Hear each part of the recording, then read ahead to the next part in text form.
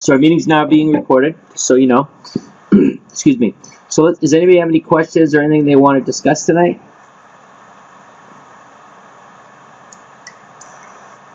Everybody good?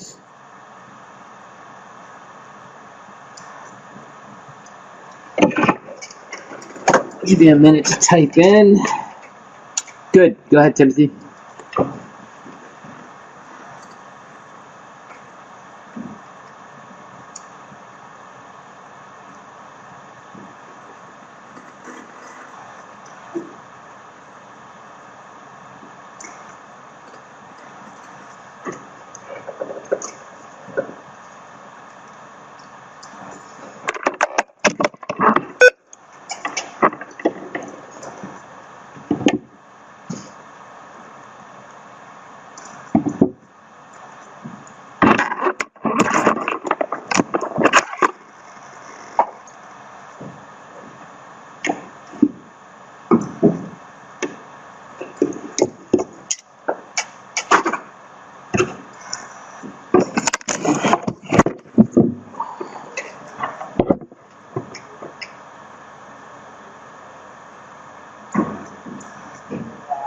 Okay, do we ever take into account, in consideration when calculating ROI, the pay down on your mortgage with buy, rent, and home? You could do that. You could calculate that in, but not as a. I would use it as a way of extracting profit. You know, if that's something that's a bonus, paying it down as a bonus through the property. But initially, you know, we want to make sure that the property cash flows and it cash flows at a good rate. Sometimes what people tend to do is they use the pay down as some sort of increase in equity and the money that you're making. And I understand that and I appreciate that, but the game we're playing is not really about the equity game. We really don't want to rely on that equity in the property. That's why we tend to refinance as often as we can to get the capital out. We really want the property to control it for the sake of the cash flow, not for the ownership portion of it. We're not looking to own it typically, and not in every case, but in most cases. You really don't want to have equity in a property because typically the equity it's constantly at risk to the market, and it's very difficult to anticipate more than 5%, 6% a year over time. So really, it's at best you're looking at a break-even scenario when you're talking about paying it down. Now they're paying it down. The renters are paying it down. Obviously, they're putting money into the equity, and we'll realize that equity as often as we can. When we refinance it. But I wouldn't count on it or calculate it as part of the income part.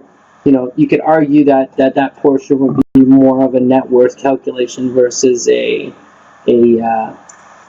income, an income on the actual investment, the property. Does that make sense, Timothy?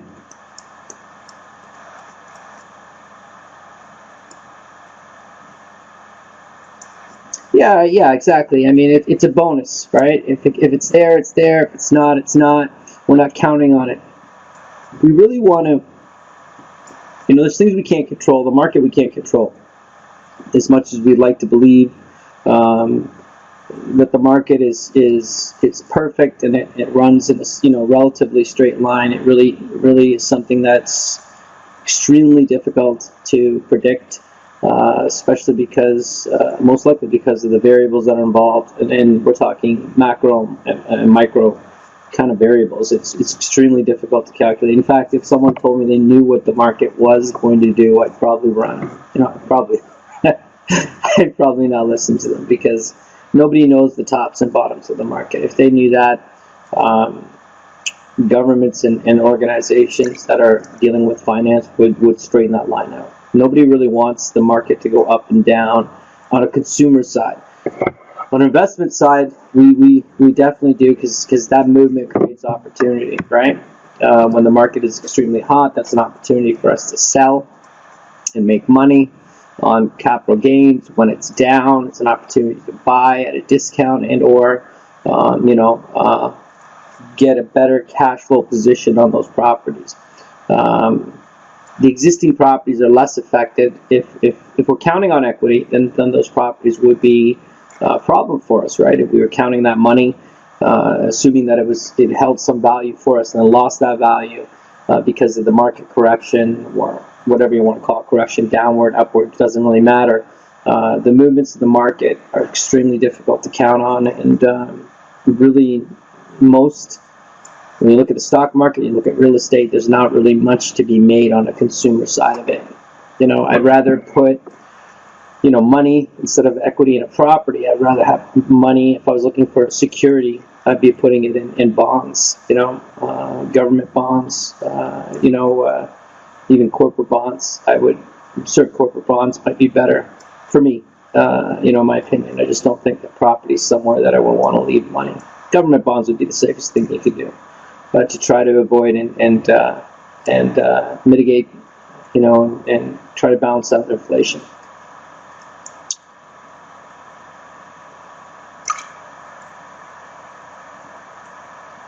How does an AFS protect us as the buyer? Is it sandwich lease option better? What do you mean by that? Protect you from what? My pleasure, Timothy.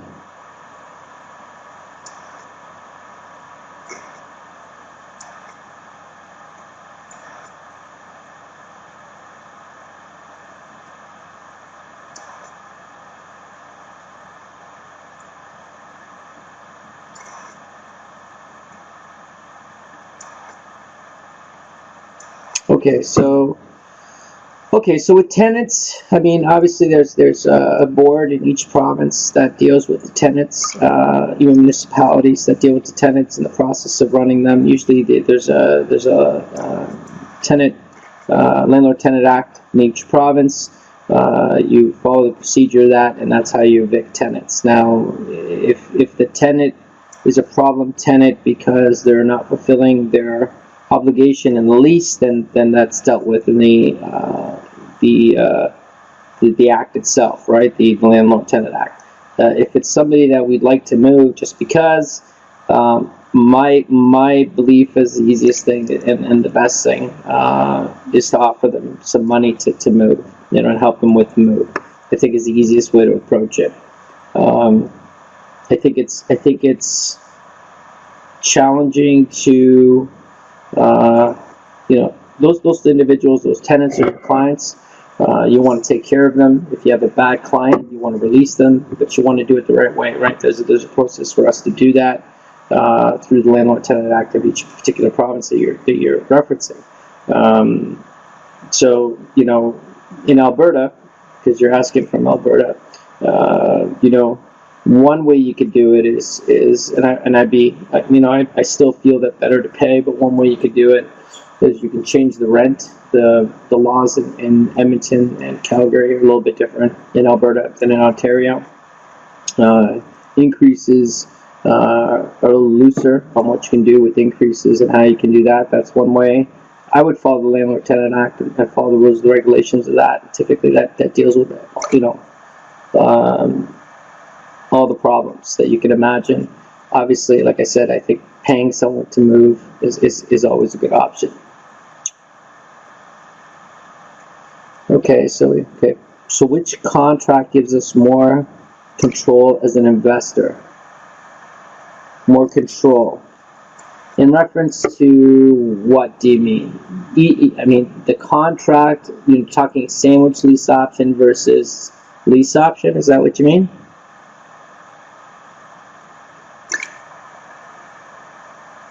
Okay, so each contract's going to allow you to control what you want to control. I'm not sure what you mean in the way of control of, what are we talking about? About the property itself? Yeah, about because the property itself, whether it's a rent-to-own, sandwich lease or lease option, I mean, obviously in a sandwich lease you don't own the property. You want to be able to satisfy the needs of everybody in that deal. It's a little more complex, but the advantage of the sandwich lease option is we're not taking ownership of the property until the property is purchased by the seller, by the buyer, which is the tenant buyer. in this case. Control, though, really is something that belongs in making sure you have a good attorney and writing up your contracts. And I really don't know exactly, when you're talking about control. Current tenant just did verbal agreement with owner, but we want to create good contract. Okay. Okay, we were talking about this, you and I, about this. Verbal contracts. Doesn't sandwich this option free us from the deal if the tenant leaves. What do you mean by that? Free you from what deal? Doesn't this sandwich this option free us from the deal if the tenant leaves?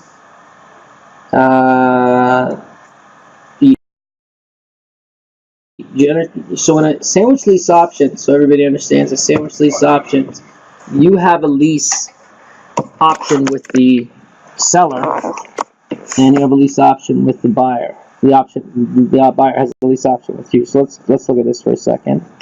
So in this case, we have, this is us. Okay. Well, actually, let's redo that. Okay. Let's do this. So owner. Okay. Us. So between us and the owner, okay, we have a lease option. Okay. So we have a lease option with that owner. Okay. Then the tenant buyer has a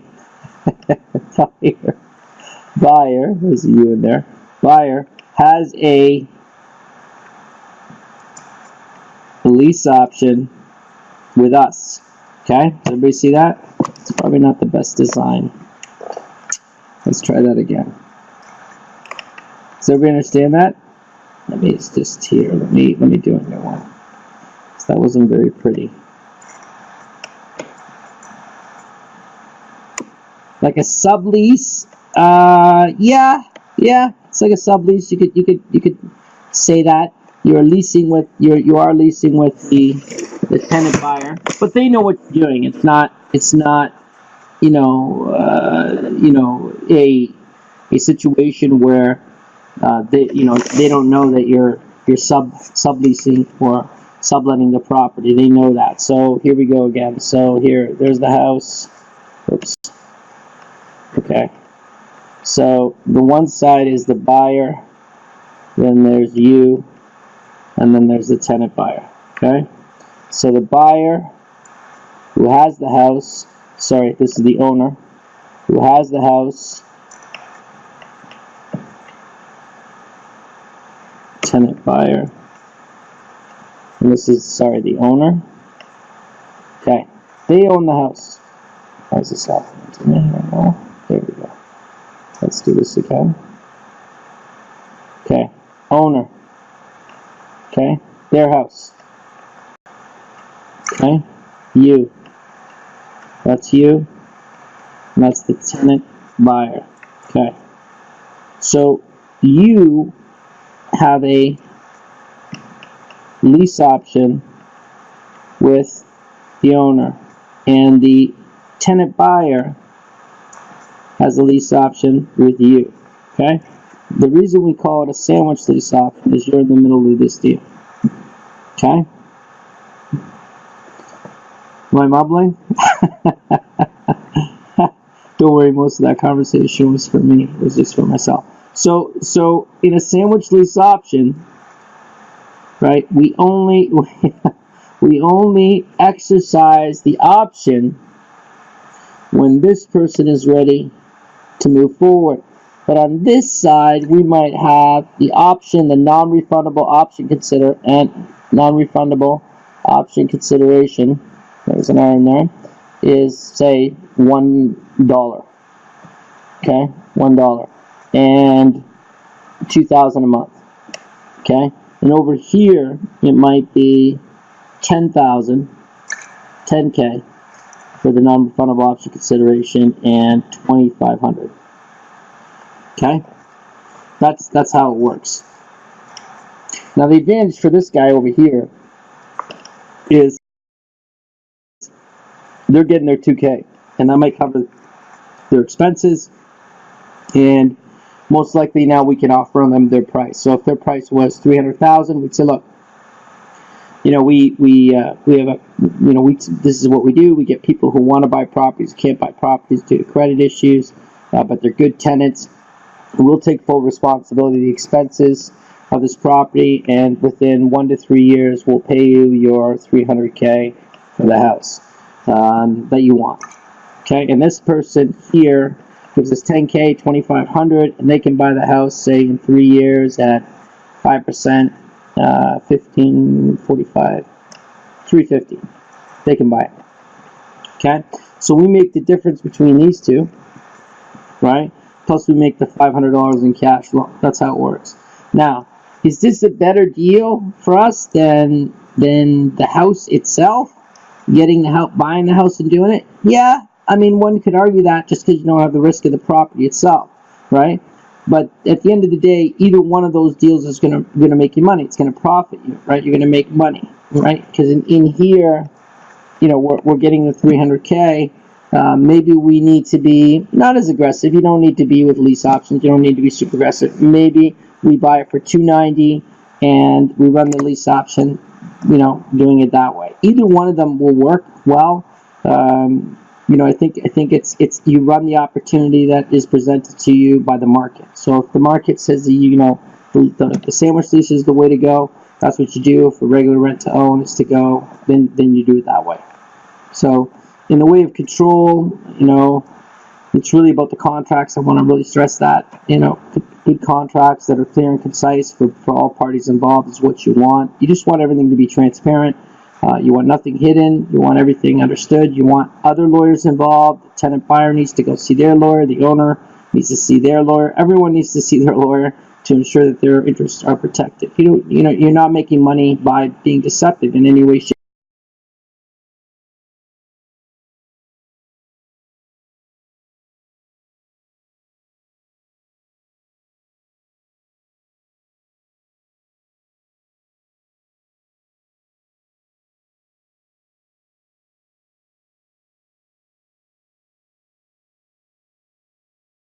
shape, or form, or hiding some clause about how much money you're going to make. That's all transparent to everybody in the deal, right?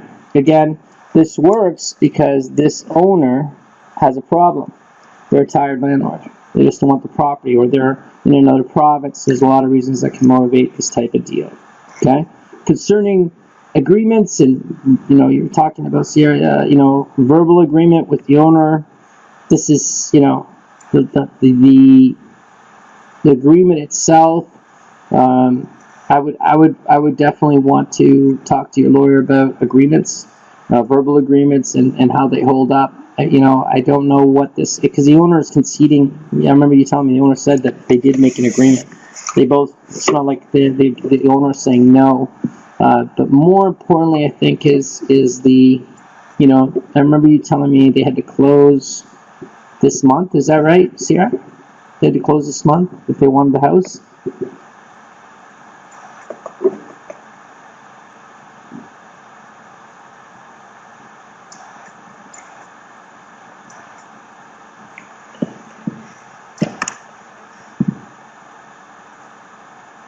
Oh, that was another property. Okay. What about this property? Looks like his mode of operation is to make verbal agreements with people. This current one he has made a verbal agreement with by when?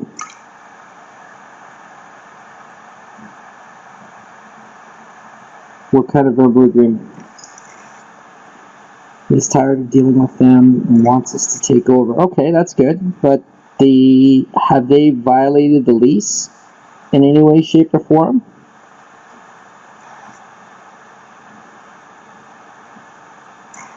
There's no lease. For the rent was the verbal agreement, or the purchase of the house, or both? I mean, is this person's Okay, so are they paying rent? Are they paying rent? Is that all good? They're paying rent on time and no problems there? They haven't violated that, arrangement?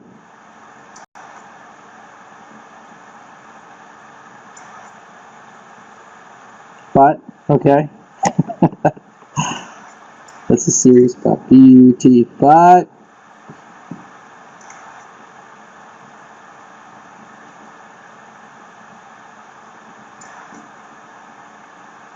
they got a way to make many people living there?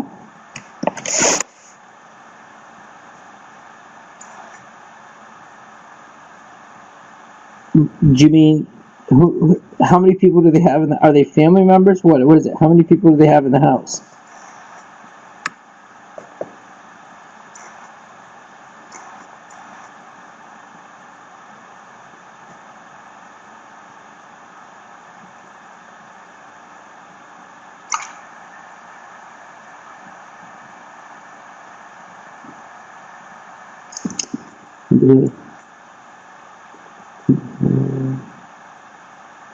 What?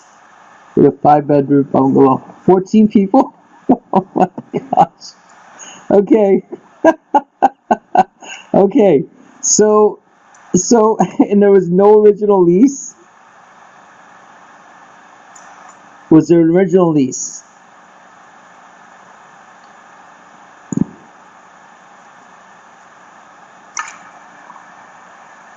Okay. So, I would believe, in the Landlord Tenant Act in Alberta, there's a stipulation for how many people can live in the house, and also there's limitation if they did sign if they did rent the place, if the owner rented it to a couple and all of a sudden they have 14 people in the thing. There shouldn't be a problem for making a case that they've violated the agreement that they've made with them. Now, yeah, also, yeah, of course. I mean, there's that's not. I don't know. Honestly, I don't know. I don't want to say it's not safe. I don't know how big the property is or rules and regulations, including that. But there's fire codes. You better believe it. I think that what you could do. What I would do in your position is I would, wow, 1,200 square feet, wow. Okay, what I would do is I would research the Landlord Tenant Act in Alberta and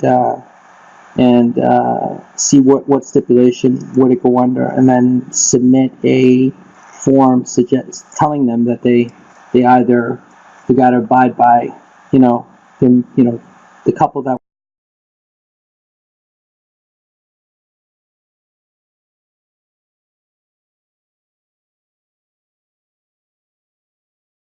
was the original couple, whatever stipulation you can make, and they have so much time to take action. This will be in your Landlord Tenant Act for sure, 100%. I had a tenant similar situation, and I simply went to the tenant and said, look, and we submitted a form. We just told them, look, you don't. You're violating the lease. The lease was with you. You have more than you in there. They either got to move out, or you're breaching the lease. We'll seek to evict. And in that case, I ended up paying them to leave. I just didn't want the headache was not worth it to me. So just pay them to leave.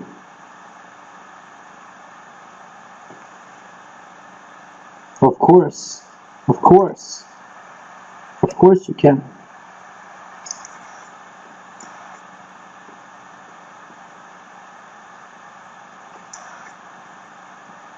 Yeah, of course you can. You can stipulate that in the lease, of course. Somebody can't move in 40 people to a property. That they don't have that right. And obviously, they can't. The house is yours. The responsibility and safety of the people in that house somewhat lies on you too, right? I mean, there might be. The insurance. I don't even know. Would the insurance cover something happen in a house like that? I don't know. Tenant buyer, run. So no worries. So yeah, let's avoid acronyms. Sorry, acronyms when we're typing, just so everyone knows what we're talking about. So in this case, Sierra, I'd want you to look at the Landlord Tenant Act. You know what, Sierra? Do you have somebody a property management company have you contacted before that maybe you can ask them that question? They'd be equipped to tell you that. Obviously, a lawyer that deals in that would know that kind of stuff. It's never bad for you to get that information, but there's whatever the law is, you want to know what it is. So in a lease though, when you sign a lease with people, they can't just start moving people in. It's you rented a place out to people. It's different when there's it's you're not going to tell them to kick out a child or something like that if they have a child, but you can't if a place is rented out to a couple and all of a sudden there's 14 people in there, I believe that you would have a case for some sort of action. But again, you want to make sure that's true based on the Landlord Tenant Act of your province. Well, it doesn't necessarily, because they didn't sign a lease, it doesn't necessarily mean that there's still rules and regulations. I mean, it doesn't mean they can break the law. The Landlord Tenant Act is put out there for the protection of both parties. So they still need to abide by that. Also, I tell you, Sierra, look into the process of raising rent in Alberta, and that might be another direction to go. In Ontario, it's quite different. There's a standard increase that can be done each year. You can't go beyond that. Oh, Dave, there you go. Dave, what do you know? I know you're from that area. Yeah, exactly. She just has to give notice, right, Dave? She just has to give notice. But yeah, there you go. So in that, let's double check that, right? But this is what you could do, Sierra, is you could because the rules in Alberta are different. Can you give them notice? Yeah, exactly. You want to read that up on that, but Sierra, but look into it. But could you raise the rent $5,000 a month? And use that as a motivation, for them. But the idea behind Alberta's system, one of the ideas is the market takes care of itself. So if you raise the rent too high, you won't be able to rent it out to anybody. The dilemma or challenge might be, and you want to check this, that if you raise the rent, that it's actually, there might be a process that you follow after the person's left, that you're seriously trying to rent the place out for that price. I don't think it's unbridled. I'm not sure, but I don't think it's unbridled where you could just raise the rent and then drop it when they leave. So you want to make sure you follow the rules and regulations of that province.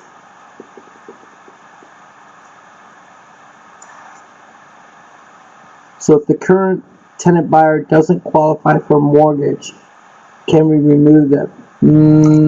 What do you mean by that, the current tenant buyer? The people who live there now?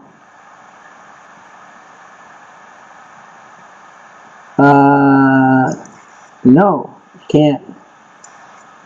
No, you can't, because unless they violated the lease, why how could we do that?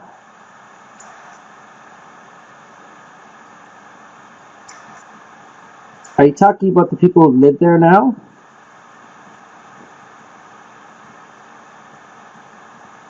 So the people who live there now with these 14 people want to buy the house? Okay. I would have the conversation, but you definitely want to, deal with that. They're my immigrant family. Okay, so if they want to buy the house, do you know what stopped them at this point?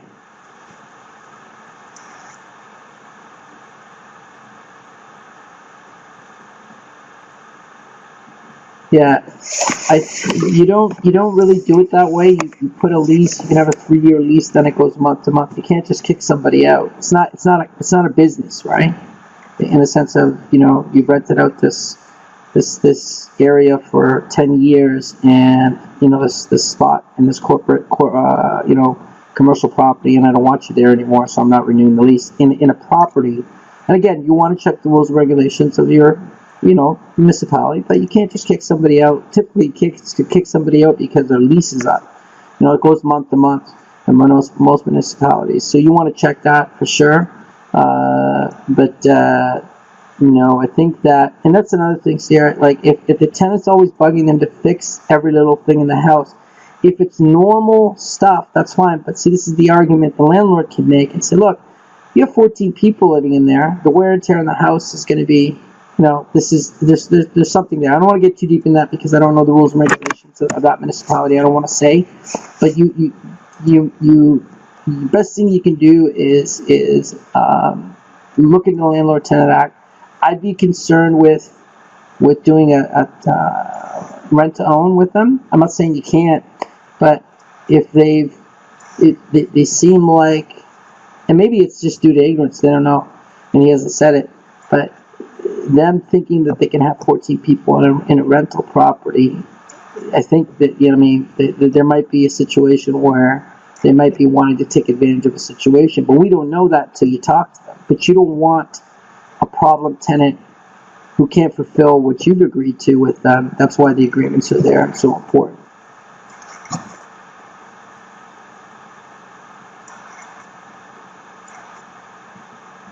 So, Sierra, are we talking about a sandwich lease option, or are you talking about a lease option? Because if you're doing a rent to own with the owner, you don't want somebody in the house that's just renting it. That's not what you don't want to do that. You want to do a rent to own. You want both sides on board with that. So you don't want just a tenant in there, because then you're becoming a property manager. Do you see where I'm coming from?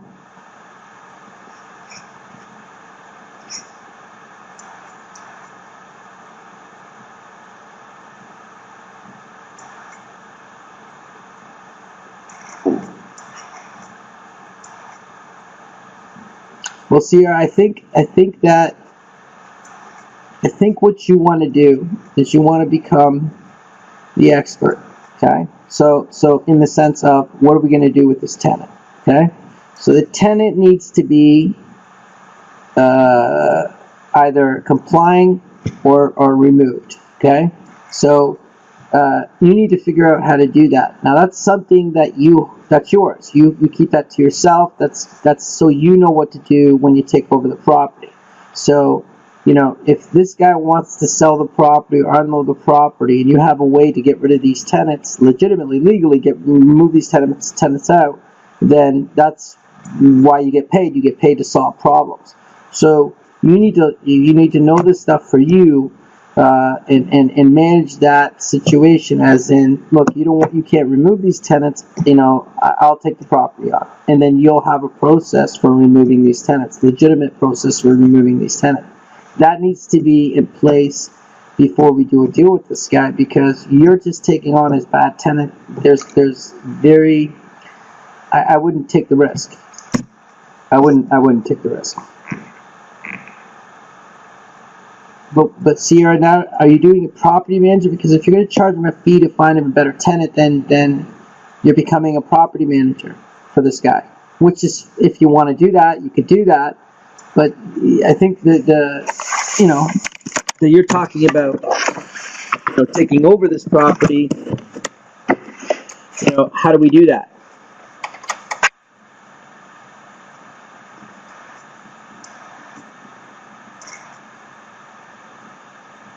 So not having a lease is not a good idea.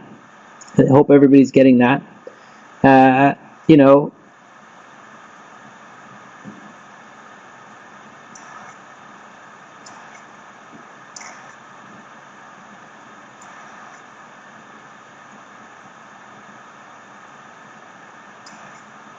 Well, it could be, Sarah. It could be better, but we still don't know. The only option, like Sarah, I mean, you could if you're gonna do something outside of rent to own, you could just simply buy the house and say you're going to live there. You know, you're living there. It's a second home for you, and the tenant's got to leave, right? They sell the house. That's different. That's different, right? But you can't violate the Landlord-Tenant Act, you know, for tenants, right? So if you decide to purchase the house and say, I'm living there, that's different. You're living there, right? But if you're buying it as a rental property to rent, you can't just toss tenants, right? You know, there's rules around that, right, to protect everyone. So I think that the best thing you can do in this situation here is a couple things. Okay, so we figure out, you know, worst case scenario, I gotta move these tenants out. Worst case scenario, I gotta move these tenants out. Okay, how do I do that? What rules and regulations do I gotta apply or follow? What are my options? Okay, and next it becomes to, you know, do I go to them and offer them a rent to own option? You know, do I even want to do that? You know, and I'm not against doing that. I think, you know, never bad to ask. But if they don't fulfill it, that's where I'm going to have to take place and remove these people. Regardless, though, you're going to have to, if you're going to take the responsibility of that property into your portfolio, you want to make sure that you know how to remove or get these tenants to comply with the rules and regulations.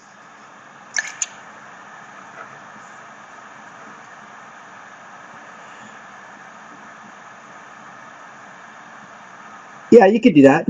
Sure, you could. You could do a VTV. This guy just wants his headache to stop, it sounds like. So I think that the best thing, you know, for you, the angle that you have, or opportunity you have, is to figure out how to remove these tenants or get them to comply. That's you know, that's what I would do.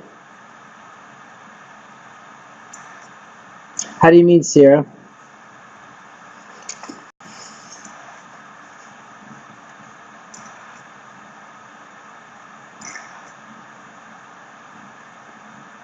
Just so we're clear to everybody, you know, when a rule changes, you know, we want to make sure it's a law, or rules by an institution. If they've actually changed, we want to make sure they're real. If it makes it harder for people to get into property creatively or in any way, that's a good thing for us, right? That's a good thing for us because it takes less by written hold. Okay, so we're going to type out we're going to type out long form. Okay, everyone type out long form when you're doing, at least initially, when you're doing your abbreviations, okay?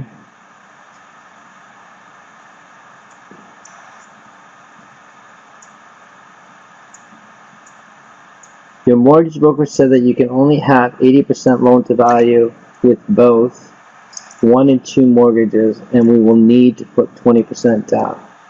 What? I don't know what that's. Your mortgage broker said that you can only have 80% loan to value with both. What does that mean?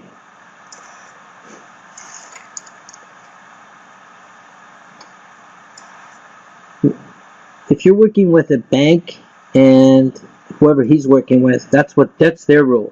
That's not the rule of law.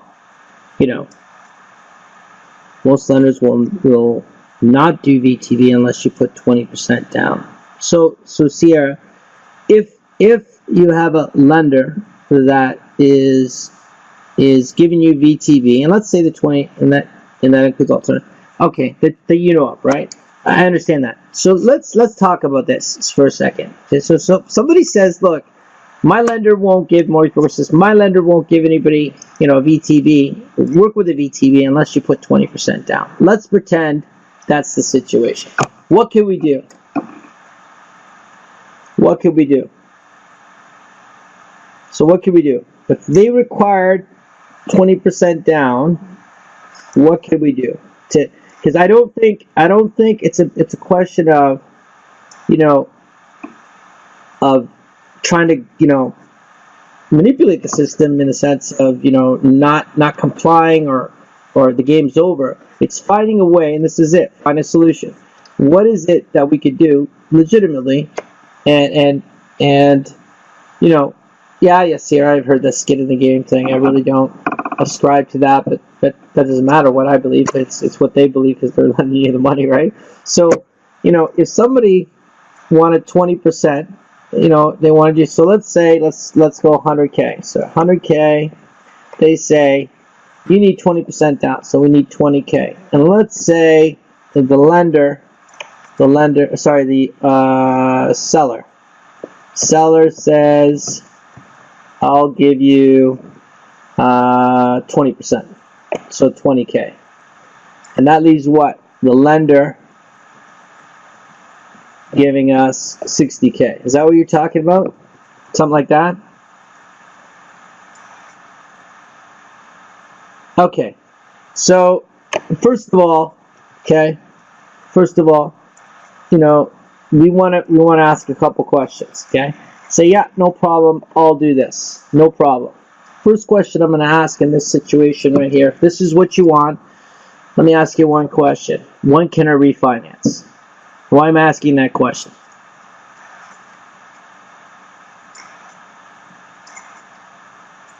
Why am I asking that question?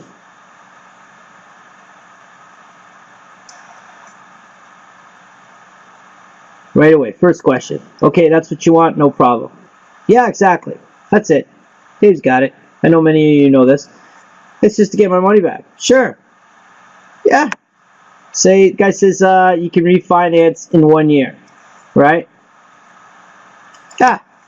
So they say, yeah, you can refinance. You can refinance in 1 year. No problem. So what's my problem now? What's my situation? What's my challenge? I need 20K. I need 20K for 1 year. That's it. I need 20K for 1 year. Now that's only in the case where the property, I might not even need it that long, but let's say 20K. But this is with a property where it's 100K and it's going to be assessed at 100K in a year, right? So when we get to a year, when we refinance, what can we do? Well, we can pay all these guys back their 80,000 or 80%. The 20K, now the 20K that you've got in the property, right?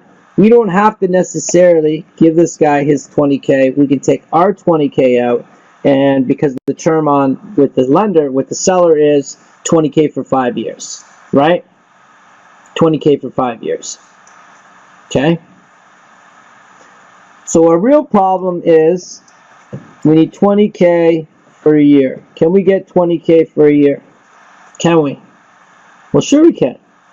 Lots of ways to do it. Some of you mentioned joint venture. Excellent, Timothy. Yeah, just get a joint venture partner.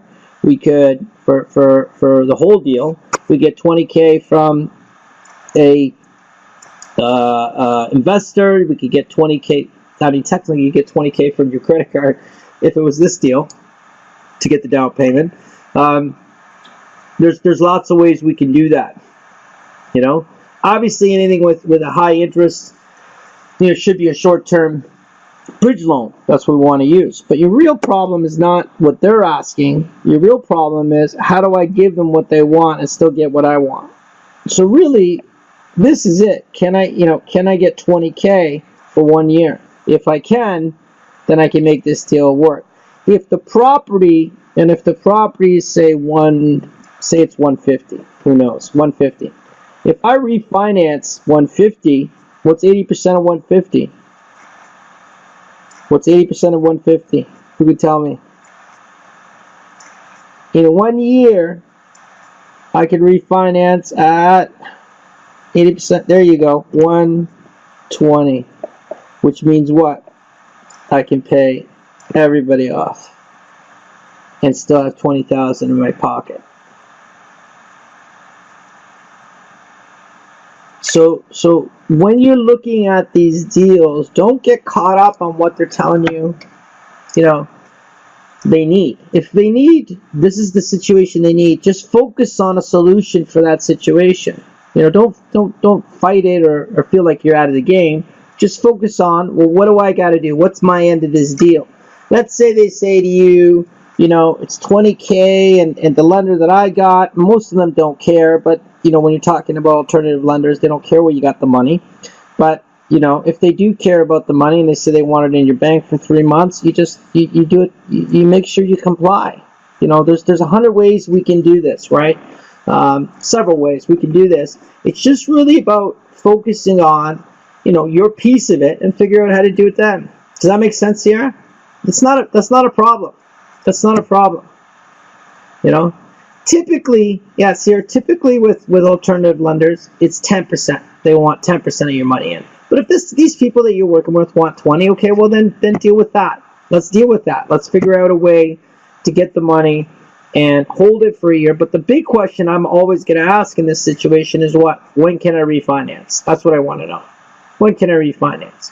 And is it 80%? Is it 80% of value, or is it 80% of purchase price?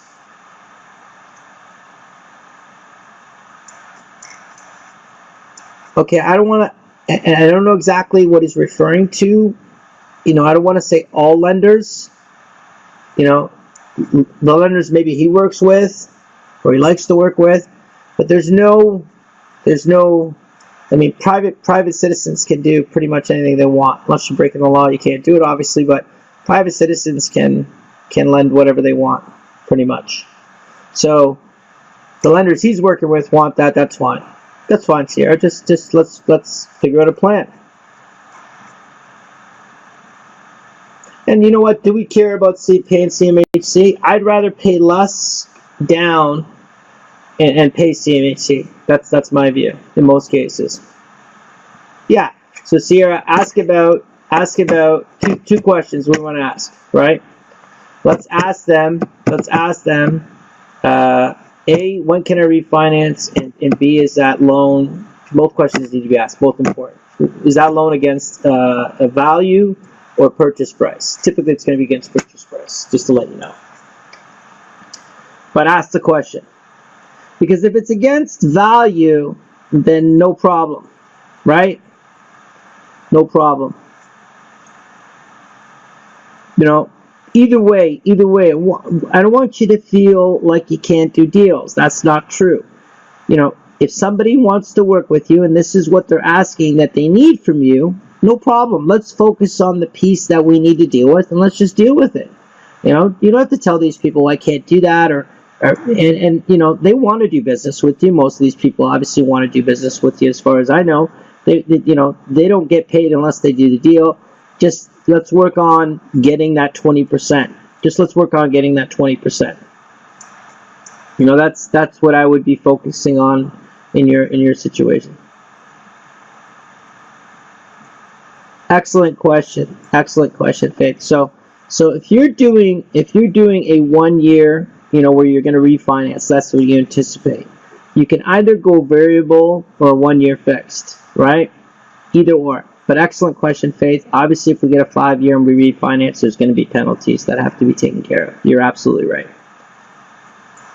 Absolutely right. Good.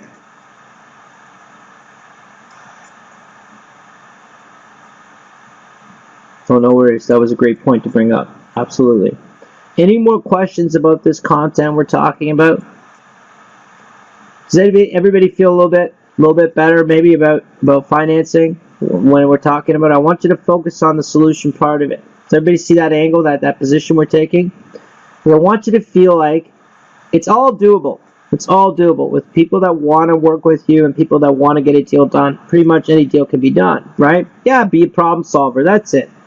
And for yourself, right? I mean, and you know that 20% down here that they're asking for, you know, that's why we run our numbers and based on percentages, what's it going to cost us? You know, can we carry it? Can we make money while we're doing it? If we can, great. If we can't, then we pass on that deal. And at least we have people where we know we can get the money. I would foster that relationship, Sierra. You've been approved. He's asking for the 20% down. He can get you the money. Is that what he said to you, Sierra? He can get you the money. Just you need to meet these stipulations.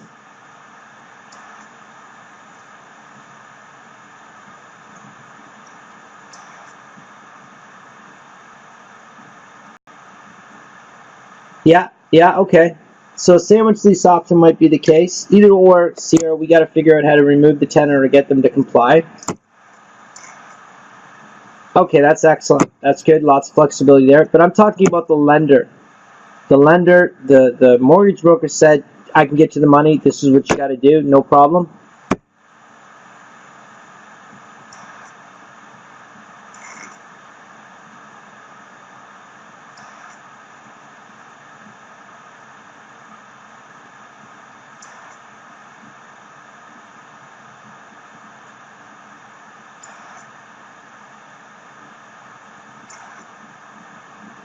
It's good to build relationships with your lenders, okay? It's good to build with them. And you do that through deals. Not through talking, through doing deals, right? That's how you get that done. So, but the key is let's not do a bad deal. Okay, we're not going to get into a deal for the sake of the deal. We got to get into the deal for profitability. And if it's there, great. If it's not, move on. It's okay.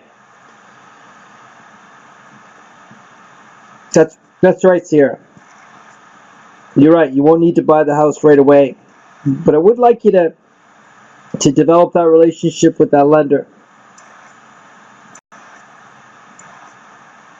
No, that's not at all. No, it doesn't require a VTB. Now you can decide to do a VTB at the end of the deal. Sure you can. When the deal actually happens, it'd be great to negotiate that VTB before you even, so it's anticipated how you're going to buy the house in 3 years. You know. You can absolutely do that. You can absolutely do that. That's another thing that needs to be considered, right? Now, if the house, you know, typically you want a house that's in good condition. You know, if it's got minor stuff, that's great. But if it's got major stuff, you have to take that into consideration, of course. You'd like someone to move in as quickly as possible. Yeah, exactly. And you know what you can do, Sierra? Another point real quick is you can say to the seller, look, we're going to do a sandwich lease option. I'm going to get rid of the tenant. I'm going to put a tenant buyer. That's going to take me 3 months. I'm not paying rent for 3 months. Everybody see that? It's going to take me 90 days to fix it up and put people in. Right? Just be transparent. Now, if that guy says to you, I can't do that, what do you say to him? What do you say to him?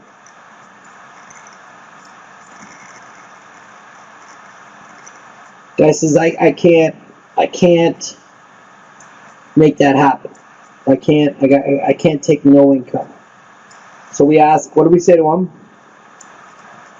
Guy says, I need something. I can't go with no income. What do you say to him?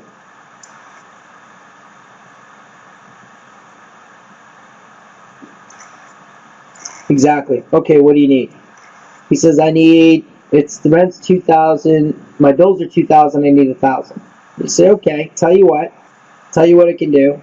It's going to take me 90 days, or even maybe a little bit longer, 90 days to put somebody in. Why don't we do this? Why don't we fix the rent for me, okay, for the first 6 months at $1,000 a month?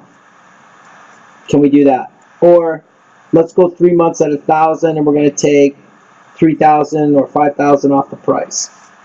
Okay, there's all sorts of ways we can do that. But if someone's asking you for something, ask for something back. If you want something from them, you should have something to give them in return. Does that make sense to everybody? Yeah, just be fair with people. Be fair with people. Yeah, win-win. Just be fair with people. Find a way to get them what they want. Typically, the challenge really lies in what two things. What do they want? What are the two huge motivators behind that urgency? Who could tell me? There's two things that push urgency. Only two things. Yeah, there it is. Time and money. You got it. And you shouldn't ask. Yeah, exactly. You shouldn't ask somebody for money if they need money. You trade it for time. If they need time, then you trade it for money. That's how you get a win-win situation. But if someone needs money, arguing over money or price it's not a scenario that usually ends well. There's a winner and loser. So you want to be able to have the flexibility to revert back and forth, time and money. Now wealth comes in more than one form, so that's definitely something that we should get comfortable with is no problem. Tell me what you need. Let me figure out a way to get it. Yeah, exactly. Yeah, exactly. Exactly. Now think about it, Sierra. If this guy wants more money, yeah, if he wants more money, you say, great, let's do this. Let's do a 3-year lease option. A 3-year lease option. I'm going to give you $1 or $1,000 for lease option portion, but I'll buy the house for that price in 3 years. Now, what's the advantage to us? Well, in 3 years, there's going to be what? There's going to be what? What are we going to anticipate? Some sort of appreciation. Now, if the market doesn't move at all, is that okay? The market doesn't move at all. Is that okay? Of course it is, right? Yeah, of course it is, because it was an option to purchase, not a guarantee. We're not guaranteeing to purchase the property in 3 years. That's our intention. But if the property doesn't move or goes down, there's an opportunity to get out of the deal or renegotiate the opportunity, right? Yeah, well, that has to be taken into account here. How do we deal with repairs? We add that to purchase price, right, Sarah? We add that to purchase price. Okay, we good? All right. So last 5 minutes, I just want to bring up a deal that Dave sent me. Okay, so give me a second, Dave. We're good. We're good to talk about this now. Okay, good. All right, so this is a pre-foreclosure, correct, Dave? Or is it a foreclosure?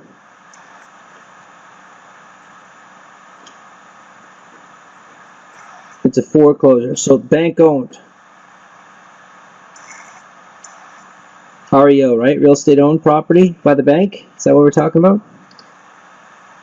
On market for 35 days. Okay, all right. Is this a bank you have a relationship with? Just curious. No, okay. No worries. No worries. Okay. So let's look at the deal. I'm going to share my screen, show you the deal. Okay, so this is the deal, and Dave, I just put it in, I converted it into the new sheet, which I think is good for us to use. Okay, so 349 is the property, 1 unit, 24,000. Taxes and insurance are there. Now, this is going to be a rent to own, right, Dave?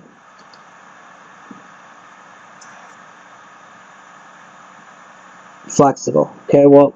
Okay. Let's look at it just as a straight rental, right? Which not a big fan of, but let's look at it. Are you thinking of flipping it, or what are you thinking? Okay. All right. Okay. So this stuff here, less important. What we're really looking at is the capital gains portion of it. Is really what we're looking at, right?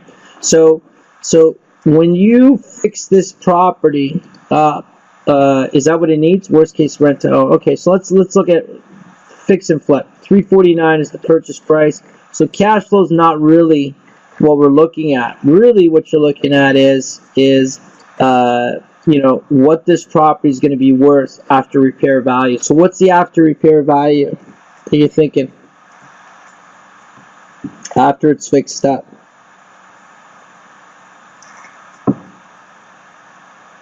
$391. So I would probably in your area, in that province, but you can look closer at that. You're probably looking at a 3.5 cap. So to me, the estimated retail is probably 4 in the 4s, 434. But you need to check what the natural cap rate is, or the comparables more specifically to properties in that area. So if you know that you can get an after repair value. This is really straight up. This becomes carrying costs, right? So these would be zeros, right? These are all zeros, and really we're talking about carrying costs for taxes this monthly would be it. Nice property in the same area, some kind of house, about $390. Okay, that sounds right. That sounds right. If that's what you're getting for feedback, I mean, is there opportunity for profitability? Now look, if we put 349 in here and we drop 15K into it, what are we in for, right? At 350, we're at 365. If you can get, 90 or up, I'd say more, you're looking at 400 to make this sensible. 400,000, you're looking at 35K gross minus expenses of the transaction. you're looking at, anywhere from 20 to 30,000 as a profit into the property. 15,000 if we bump that up, just increase it by 5,000 to 20,000. You know the numbers, and who's doing it with you, who's vetting that fix that. But if it's safe, just add $5,000 for safety, or even $10,000 for safety. Let's go 5. Yeah, exactly. So transaction fees and everything in the transaction, I'd include all that stuff. Just, what you do, Dave, is you add it to for this, you can just add it to your purchase price. It's simple. For all costs, add it to your, so $349 is what it's at now, and I knew that I needed $15,000. I just added to this. I would just add it to this price right here. We'll change that to $15,000, call it $20,000 just for simplicity. It'd be $369. That's what I'd be looking at. I just add the $365 for the extra. Yeah, I just added the extra 5. So, if the after repair value is there, yeah, say 20. Yeah, if the after repair value is there, then you can make another 25, 30,000 on this deal. That sounds good to me.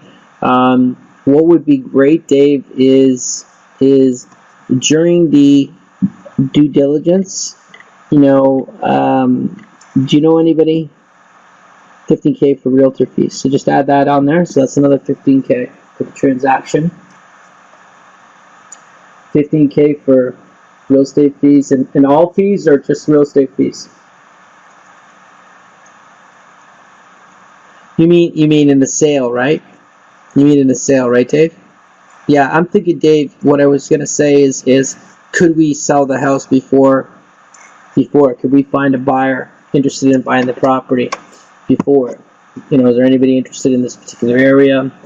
You could sell the house that way. But if you used a realtor, ComFree, I'd be careful, Dave, only because, and I don't know the company that well, to tell you the truth. I'm just wary of anybody that's not real estate realtor, because they know how to sell houses quickly. In this case, time is against you. We want to sell this property as quickly as possible. So I would want to know, 'cause every month for you is carrying costs, right? So when we're doing it for capital gains, we got to be really tight with our numbers and commitments by our power team members to make sure that we're making money on this property. 369, though, you see this number go up, it's because it's using this number for retail, but this would obviously have to come down to relative to that. So obviously I'd want you to know the cap rate to this property to ensure that we're getting the right number here. Okay, so let's figure out what the after repair value is. Did you talk to a realtor about that? The after repair value?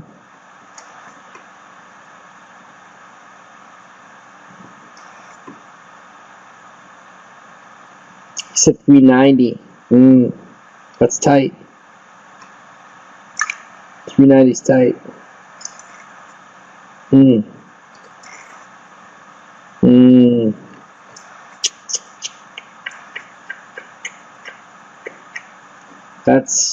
There's not a lot of room for error there. See, what's disappointing, is you said 335 was a better number, but they said no. They wouldn't go down to 335. Is this as low as they're going to go? 349? You tested it last month. Well, you can wait a little bit longer if we have to. But there's nothing wrong with getting it under contract and doing your due diligence then. Maybe 340, yeah, maybe 340. But that doesn't leave a lot of room for you, to maneuver the repair.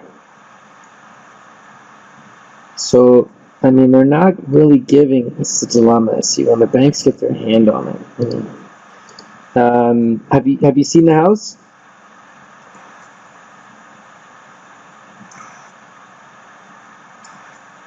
Have you done a walk through the house?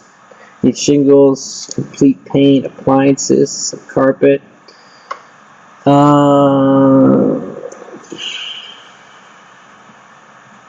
you can do that all under 20 grand.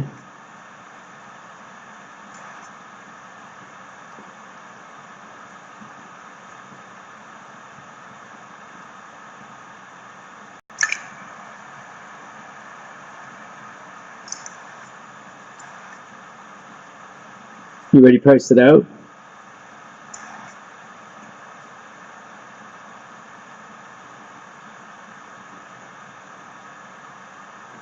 Okay. Let's see. Well, if this thing's gonna cost you, so let's say, Dave, we say 20 grand. Let's say 20 grand. Okay?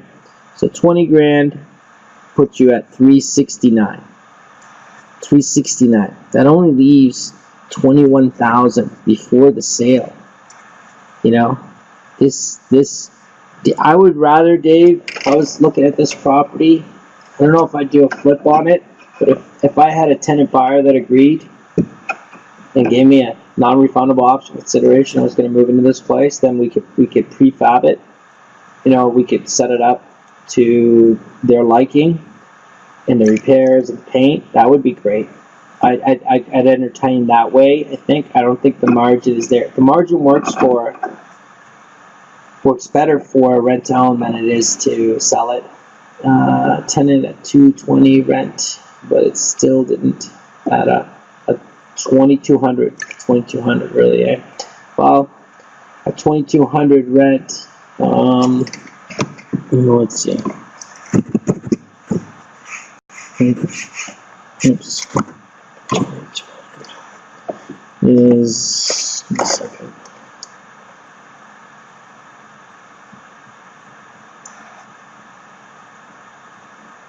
It's 26.4. Okay, let's see this. Let's go down here. Those would be zeros. Oh, this looks pretty good. What am I missing?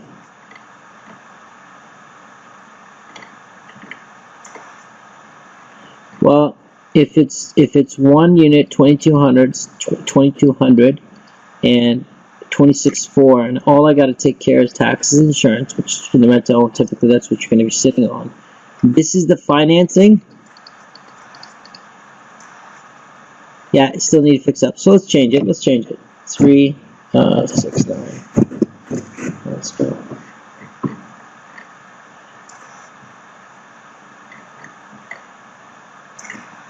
We're making $518 a month. Yeah, exactly. $518 a month looks as what we're gonna make on that. The cap rate, not, obviously important to us, but the cash flow per unit looks pretty good on the property itself. Now, some of that is being driven by the financing, right? That you're putting down 18.4%. Okay, so gentlemen, okay, I put them in another home for 350 at 22. Cash flow 700. That's excellent, Dave. That's excellent. Good for you. That's excellent. So there's money there at that price.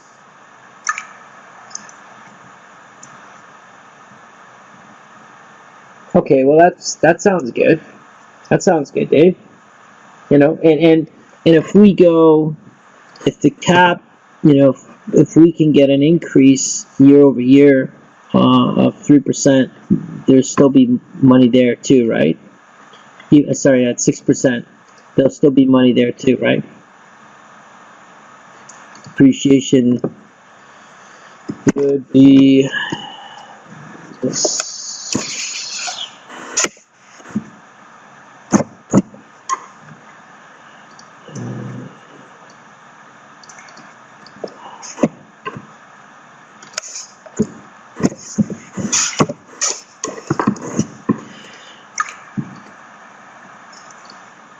Oh, that went a little too high, I think. 1.01 at 6%. So that at 6%. Still too high. 1.06. That's why. There we go. Okay. So in 3 years, we're looking at 439 at 6% appreciation. Okay.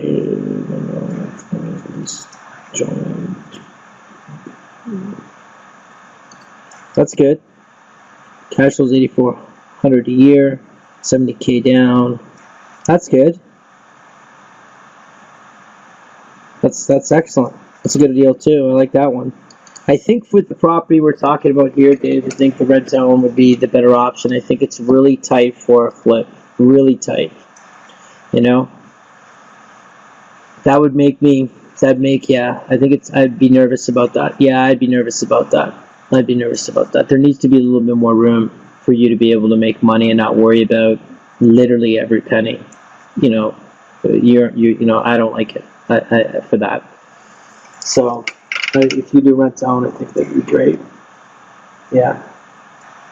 All right, we have run just about 10 minutes past our regular time, but that's okay. Any questions before we wrap up? Dave, you good?